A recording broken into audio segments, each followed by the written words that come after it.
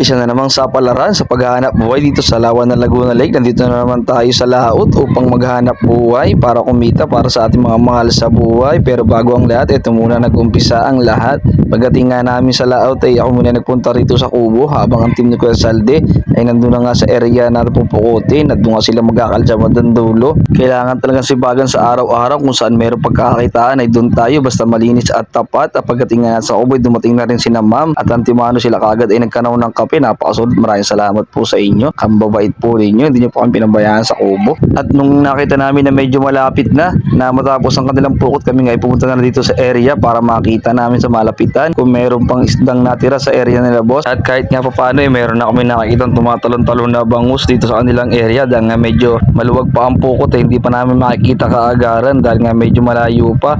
Pero dito nga nakita ko ang team ko Saldi na nagkasampangan na lambat dito at mapapakaway pa nga yung ating classmate dyan no? At magka-shoutout tayo ng ating ilang followers. Shoutout po kay Orlando Francisco, malapit din kami dyan, idol pa shoutout po from Buor. And shoutout po kay Orlando from Buor, Cardona Rizal. At shoutout din kay Ate Nelly Celestra Dugay. Sabi niya ay pa-share naman ang Sharon mo sir, sa Itan lang naman po ako pero nasa Riyadh siya sa Saudi. Shoutout po, next month pyesa po sa inyo. Salamat po and God bless Ate Nelly Celestra Dugay. At shoutout din kay Ariel Pineda, magandang tanghali po idol. Pabati naman po sa mga taga-Tanay Rizal and shoutout po sa mga taga-Tanay. Mabuhay po kayo hanggat gusto nyo. Maraming salamat po sa panonood. At malapit na nga matapos talaga, halos isasara na lang ang tarupit. Talaga meron tayo nakikita kahit pa paano isdang nahuli at may natira pa sa kanilang alagang bangus dahil nga dito ng panahong nakalipas ay bibihira talaga nakabuhay ng bangus dahil sobrang pangit ng tubig ng Lawan ng Laguna Lake at talaga nagkamatay halos lahat ng hulog at iilan talaga ang nabiyayaang makapagbabuhay ng bangus kahit paunti-unti ay meron pa rin natira. Kaya kung meron ka pa natirang sa area mo bangus ay maswerte ka dahil talagang bibihira lang talaga sa mga magpipispan ang nakabuhay ng bangus dahil nga sa pangit ng tubig. Kaya ito kahit pa paano ay meron pa rin naman natira sa kanilang alaga. Dito ngay pinasisid na nga kay Kuya Salde upang matansya yung nasa loob ng natirang tarupit at talagang ito'y kakaunti lang talaga dahil halos masigit na ay kakaunti pa rin talaga ang bangus. At dito ngay natansya nga niya na hindi pa aabot na 500 kilo ang natirang isda sa kanilang area. At maya nga lang pupunta namin sa kubo ay nakaluto na nga ng sinigang na bangus at meron din paksiw na bangus at kaya kami dito ay naghahain at kanya-kanyang kain na rin. Solid nga pala ang kainan sa tuwing magkakainan sa mga gantong pwesto sa laot sa kubo ay talagang solid, papapakain ka talaga ng marami.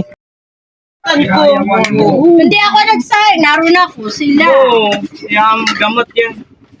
Muntik masunog ka. Akala ko naman, luto Papaitan. na. Muntik masunog. Ito po guys, may papaitan kami.